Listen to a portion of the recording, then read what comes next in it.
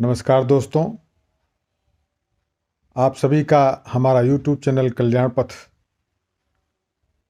स्वागत करता है। आज हम आपको एक बहुत ही ज़बरदस्त, दिल को दहला देने वाली कहानी सुनाने जा रहा हूँ, जिसका शीर्षक है खोया हुआ बेटा। इससे पहले दोस्तों कि मैं कहानी में आगे बढ़ूँ, आप सबसे अनुरोध है कि मेरे इस चैनल को सब्सक्राइब करें और अगर वीडियो अच्छी लगे तो इसे लाइक करें। आपका एक लाइक मेरे लिए संजीवनी का काम करेगा। और साथ ही वीडियो को अपने मित्रों एवं परिजनों को शेयर भी अवश्य कीजिएगा। एक गांव था। उस गांव में एक माँ अपने बेटे के साथ खुशी से रहती थी। वह बहुत गरीब थे। एक दिन गांव में अचानक बारिश शुरू हो गई। बारिश बंद होने का नाम ही नहीं ले रही थी। धीरे धीरे पूरे गांव में बाढ़ की स्थिति बन गई। पूरे गांव में जबरदस्त बाढ़ आ गई। गांव के सभी लोग अपनी जान बचाकर भागने लगे।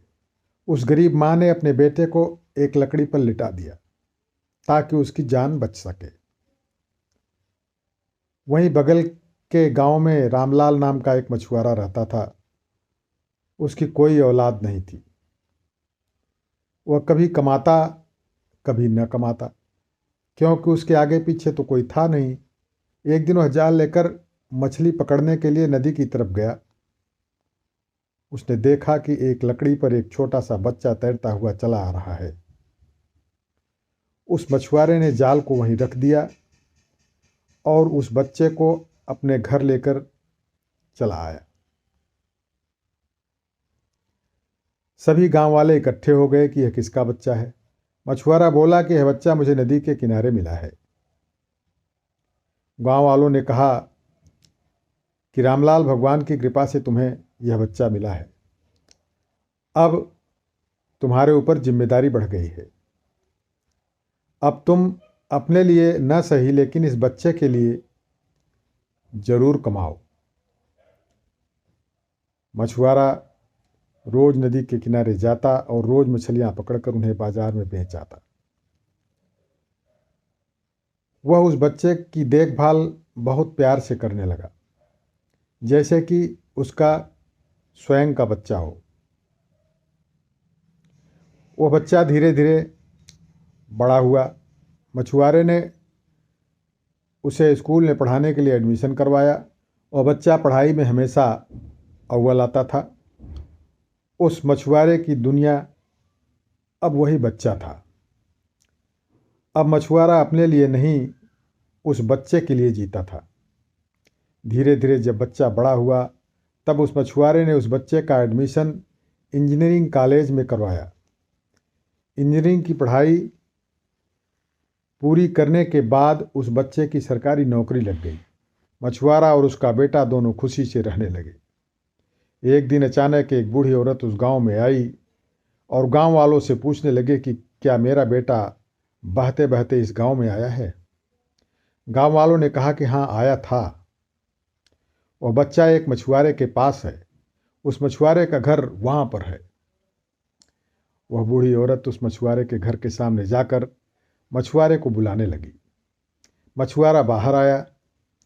वह बोली कि मैं बहुत दूर से आई हूँ, मैं बहुत थक गई हूँ, क्या आज की रात मैं यहाँ गुजार सकती हूँ। मछुआरा बोला, क्यों नहीं, बिल्कुल गुजार सकती हैं। रात में जब मछुआरा खाना खाने के लिए बैठा तो उस बूढ़ी औरत का बेटा भी सामने बैठा था।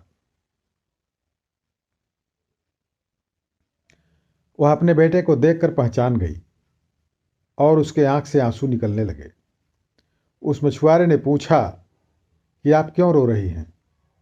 उस बूढ़ी औरत ने कहा कि आज मेरा खोया हुआ बेटा मिल गया। गांव की बाढ़ में मैंने अपने बच्चे को एक लकड़ी के ऊपर लिटाकर नदी में छोड़ दिया था ताकि नदी में बहते बहते सुरक्षित जगह पर पहुंच जाए। मैंने भगवान के भरोसे इस बच्चे को छोड़ दिया था। बाढ़ पीड़ितों को भारत सरकार की तरफ से कुछ पैसे मुझे मिले थे। मैंने वह पैसा अपने बच्चे को ढूंढने में लगा दिया।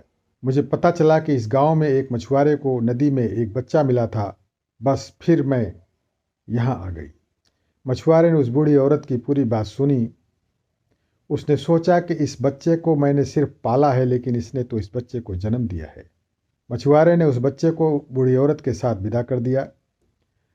अब मछुआरा पहले की तरह फिर अकेला पड़ गया।